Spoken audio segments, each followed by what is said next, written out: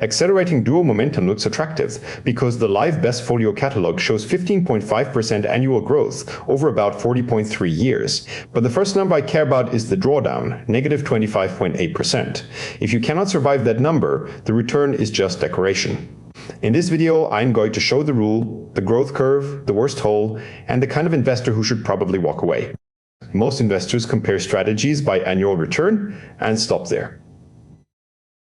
That is backwards. The strategy has to be held through bad years, noisy recoveries, and periods where something simpler looks better.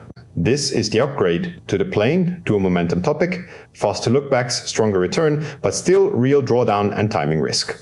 The real question is not whether the backtest looks impressive. The real question is whether the strategy gives you a reason to keep following it when the chart turns ugly.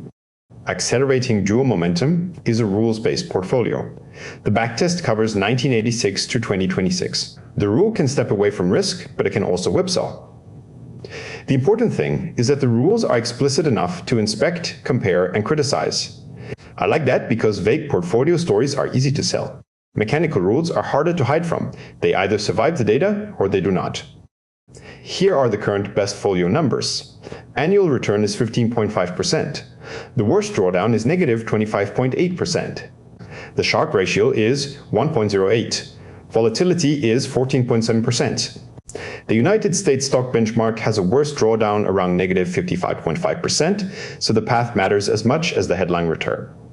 The drawdown stays on screen because it is the number most videos quietly minimize.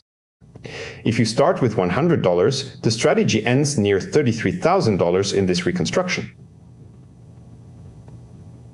The exact path is not a straight line. There are long quiet stretches, sudden drops, and years where the boring benchmark looks smarter. That is why I show the drawdown beside the growth curve. A final balance can make a strategy look inevitable. The year-by-year path shows how many chances you had to abandon it. The rule set is simple enough to say out loud, compute 1 month, 3 month, and 6 month momentum. Compare United States stocks against international small caps. Hold the stronger asset only when its momentum is positive. Move to bonds or cash when both risk assets fail. That simplicity is important. A portfolio rule should be explainable before it is trusted. If the edge only works when it is described with 20 moving parts, I assume the backtest is doing too much of the selling. Here, the mechanism is visible, so the trade-off is visible too. Now the honest part. Faster is not always better. Short signals can whipsaw in noisy markets.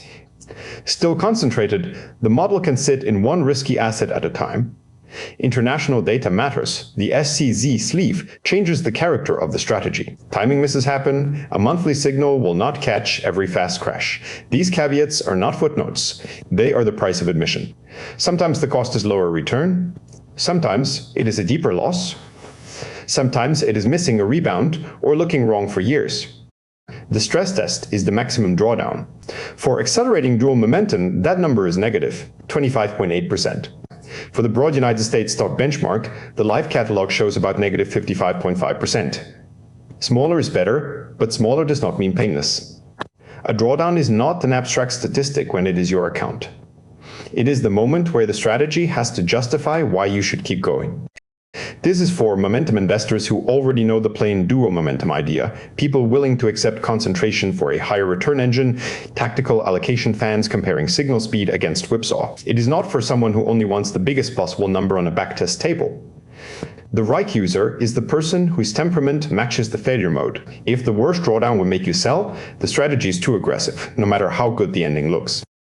You can inspect accelerating dual momentum on BestFolio, compare it against the rest of the strategy library, and see the same annual return, Sharpe ratio, volatility, and maximum drawdown in one place. Use the link in the description before trusting any headline return.